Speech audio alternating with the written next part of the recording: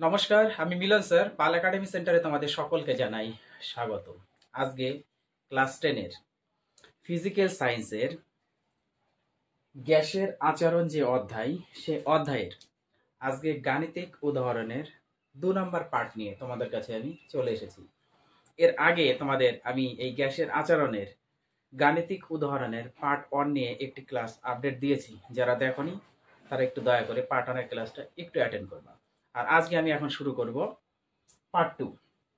প্রথম যে অঙ্কটি আছে সেই অঙ্কটি যদি একটু খেয়াল করো তাহলে তোমরা দেখতে পাবে যে অলরেডি আমি লিখে রেখেছি। সেটি হচ্ছে 76 সেন্টিমিটার 76 সেন্টিমিটার পারদ স্তম্ভের চাপে এবং 273 ডিগ্রি সেন্টিগ্রেড উষ্ণতায় একটি গ্যাসের আয়তন 40 লিটার। ওকে, তাপমাত্রা স্থির, তাপমাত্রা কোনো পরিবর্তন করা হয়নি। তার মানে আমাদের যে তাপমাত্রাটা দেওয়া ছিল 273 ডিগ্রি সেন্টিগ্রেড যে উষ্ণতা বা তাপমাত্রা, সেই তাপমাত্রাই রাখা হয়েছে। সেই জন্য বলেছে যে তাপমাত্রা স্থির রেখে চাপ 2 atm, তার মানে চাপ হচ্ছে 2 অ্যাটমসফিয়ার, অর্থাৎ বায়ুমণ্ডলীয় চাপ এখানে কিন্তু দেওয়া হয়েছে। একটা হচ্ছে পারদ স্তম্ভের চাপ আর একটা হচ্ছে বায়ুমণ্ডলীয় চাপ এখানে কিন্তু আছে। 2 atm করলে গ্যাসটির আয়তন কত হবে?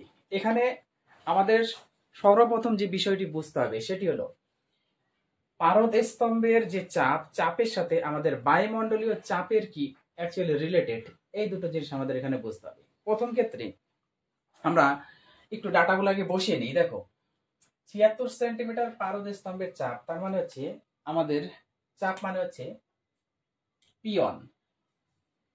পিওন ইকুয়াল টু কত? 76 সেন্টিমিটার। ওকে, তারপরে 273 ডিগ্রি সেন্টিগ্রেড উষ্ণতায়, তার মানে আমরা যখন এই ধরনের অঙ্ক করবো অ্যাকচুয়ালি গ্যাসের আচরণে, তোমাদের এখানে বয়েল এবং চার্লসের যে তোমাদের কম্বিনেশনের যে ফর্মুলাটি ছিল বা সমন্বয় যেটা ছিল, সেটা কিন্তু সব সময় আমাদের কি করতে হয়, সেন্টিগ্রেডের যে তাপমাত্রাটা থাকে বা উষ্ণতাটা থাকে, সেই উষ্ণতাকে সবসময় কেলভিনে কিন্তু কনভার্ট করতে হয়। তার মানে এখানে 273 ডিগ্রি সেন্টিগ্রেড উষ্ণতাকে আমরা কেলভিনে কনভার্ট করব। এবার কেলভিনে কনভার্ট করার নিয়ম, এটা অ্যাকচুয়ালি টি1।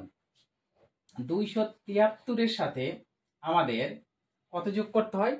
সেলসিয়াস স্কেলে যেটা উষ্ণতা দেওয়া থাকে সেটা আমাদের যোগ করতে হয়। তাহলে 273-এর সাথে আমরা যোগ করবো কত দেওয়া আছে? এখানে অলরেডি 273-ই দেওয়া আছে, তাহলে 273। ওকে, এটা হচ্ছে আমাদের কেলভিনে কনভার্ট করলাম। এখন এটা যদি আমরা একটু টি1 অ্যাকচুয়ালি যোগ করে দিই তাহলে কত হচ্ছে? 273 আর 273, 6 14 4 হাতে আমার 1 5, 546 কেলভিন। ওকে, এবং আয়তন মানে হচ্ছে V1। V1 ইকুয়াল টু কত আছে? 40 লিটার। পেয়ে গেছি। কিন্তু পরের ক্ষেত্রে দেখো, ওই যে তাপমাত্রা স্থির, তাপমাত্রা স্থির মিন্স আমাদের এখানে কিন্তু T2 সেম হবে, কারণ তাপমাত্রা কোনো পরিবর্তন করা হয়নি। তার মানে এখানে T2 হবে 546 কেলভিনই হবে। এই জিনিসটা এখানেও হবে, বুঝতে পেরেছ? এইবার চাপ 2 atm, এই যে 2 atm চাপ, এটা কথার অর্থ হচ্ছে 1 অ্যাটমসফিয়ার বায়ুমণ্ডলীয় চাপ। এই জিনিসটা আমাদের জানতে হবে যে 1 atm চাপ সমান সমান 76 সেন্টিমিটার পারদ স্তম্ভের চাপ। ওকে, এই জিনিসটা আমাদের এখানে মনে রাখতে হবে যে 1 অ্যাটমসফিয়ার চাপের সাথে আমাদের 76 সেন্টিমিটার পারদ স্তম্ভের চাপ সমান হয়। তাহলে আমাদের 2 অ্যাটমসফিয়ার চাপ আছে, তাহলে 2 অ্যাটমসফিয়ার চাপের সাথে আমাদের কত হবে? 76 গুণ 2 সেন্টিমিটার পারদ স্তম্ভের চাপ, তার মানে আমাদের 12 2 হাতে আমার 1, 14 1 15, 152 সেন্টিমিটার। এই 152 সেন্টিমিটার হচ্ছে আমাদের P2। ওকে, P2 আমরা পেয়ে গেছি 152। তখন বলেছে আমাদের অ্যাকচুয়ালি এই V2টা কত সেটা আমাদের বের করতে হবে। ওকে, তাহলে এখানে আমরা প্রত্যেকটি ডাটা লিখে নিয়েছি। এইবার আমরা বয়েল এবং চার্লসের সমন্বয় সূত্র থেকে কি জানি? আমরা জানি যে V1 P1 by T1 equal to V2 P2 by T2। এটা হচ্ছে আমাদের বয়েল এবং চার্লসের সূত্রের সমন্বয় রূপ। তাহলে এখান থেকে আমরা যদি এখন প্রত্যেকটা মান একটু বসিয়ে দিই, দেখো V1 P1 কত, V1 P1 মানে হচ্ছে আমাদের V1 40 গুণ P1 মানে হচ্ছে আমাদের 76 সেন্টিমিটার বা 76, আর T1 আমাদের দেওয়া আছে 546। ওকে, তারপরেটা আমাদের V2 আমাদের বের করতে হবে, বসে যাবে গুণ P2 এর মান আমরা পেয়ে গেছি 152, 152 বাই T2 সেম হবে 546। এবার 546 কেটে গেল, আমাদের পড়ে আছে উপরে পড়ে আছে 40 ইন্টু 76 সমান সমান V2 ইন্টু 152। ওকে, 152 76 দিয়ে যদি আমরা 152 কাটি তাহলে 2 হবে, কারণ 76 দুগুণে 152, 6 দুগুণে 12, 2 হাতে আমার 1, 7 দুগুণে 14 আর 1 15, 152। এবার 2 দিয়ে যদি আমরা 40 কাটি তাহলে 20 হবে। ওকে, তাহলে আমাদের এখানে V2 কত পেলাম, V2 ইকুয়াল টু 20। যেহেতু আমাদের আয়তন বলেছে, আয়তন এখানে আমাদের কি ছিল, লিটারে ছিল, তাহলে লিটার হবে। অতএব ওই গ্যাসের আয়তন,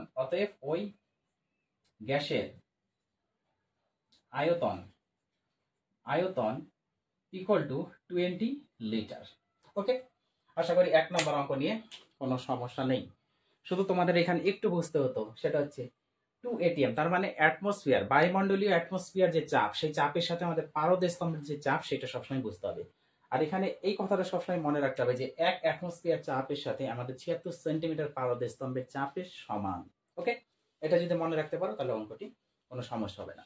যাই হোক, এবার আমি এটা একটু মুছবো। এবার আমরা 2 নম্বর করবো। দেখো 2 নম্বরে কি বলেছে, 2 নম্বরে বলেছে একটি নির্দিষ্ট উষ্ণতায় কোনো গ্যাসের, একটি নির্দিষ্ট উষ্ণতায় কোনো গ্যাসের 90 সেন্টিমিটার এইজি মিন্স হচ্ছে পারদ স্তম্ভের চাপ। আমি অলরেডি ব্র্যাকেটে একটু লিখে রেখেছি। এই জিনিসগুলো কিন্তু তোমাদের একদম নিখুঁতভাবে বুঝতে হবে, যে প্রত্যেকটি বিষয় নিখুঁতভাবে এখানে জানতে হবে এবং নিখুঁতভাবে বুঝতে হবে, যে এইজি মিন্স হচ্ছে পারদ স্তম্ভ। ওকে, তাহলে আমরা কি পেলাম, যে একটি নির্দিষ্ট উষ্ণতায় কোনো গ্যাসের 90 সেন্টিমিটার, ওকে, এইচজি চাপে মানে পারদ স্তম্ভের চাপে আয়তন 500 সেন্টিমিটার কিউব, তার মানে কিউব মানে হচ্ছে ঘন, 500 যেহেতু সেন্টিমিটার আছে, সেন্টিমিটার কিউব মানে হচ্ছে 500 ঘন সেন্টিমিটার হলে ওই উষ্ণতায় 60 সেন্টিমিটার এইচজি মিন্স হচ্ছে পারদ স্তম্ভের চাপে গ্যাসটির আয়তন কত হবে। দেখো এখানে কিন্তু আমাদের যে তাপমাত্রাটা, সেই তাপমাত্রাটা কিন্তু আমাদের বলেছে একটি নির্দিষ্ট উষ্ণতাতে। দেখো দুটো ক্ষেত্রে, একটি নির্দিষ্ট উষ্ণতায় কোনো গ্যাসের এত চাপে আয়তন এত ঘন সেন্টিমিটার কিউব, আবার ওই উষ্ণতাতেই রাখা হয়েছে, তার মানে কি এই নির্দিষ্ট উষ্ণতাতেই রাখা হয়েছে। তার মানে এখানে আমাদের ধরতে হবে, আমরা যদি ধরি যে নির্দিষ্ট উষ্ণতা, মনে করি যে সেই নির্দিষ্ট উষ্ণতা, এই উষ্ণতা যদি আমরা একটু T1 বা টি ধরে নিই, উষ্ণতাকে যদি আমরা টি ধরে নিই সমান সমান টি। ওকে, টি ডিগ্রি, আচ্ছা একটু এইভাবে লিখি তাহলে সুবিধা হবে বুঝতে তোমাদের, যে টি ডিগ্রি উষ্ণতা সমান সমান টি ডিগ্রি সেন্টিগ্রেড আমরা ধরে নিলাম, সেই নির্দিষ্ট যে উষ্ণতা।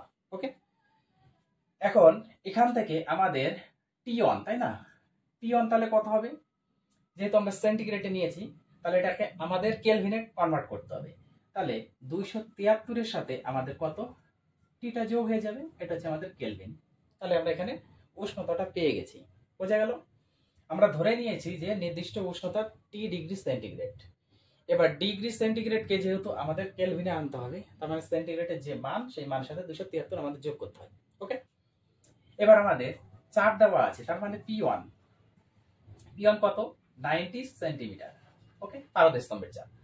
এবার আয়তন মানে V1 দেওয়া আছে কত, 500 সেন্টিমিটার কিউব, মানে হচ্ছে ঘন সেন্টিমিটার। ওকে, পরের পার্টে ওই উষ্ণতাই বলেছি। এবার ওই উষ্ণতা কথার অর্থ কিন্তু আমাদের এই টেম্পারেচারটাই থাকবে, এই তাপমাত্রাটাই থাকবে।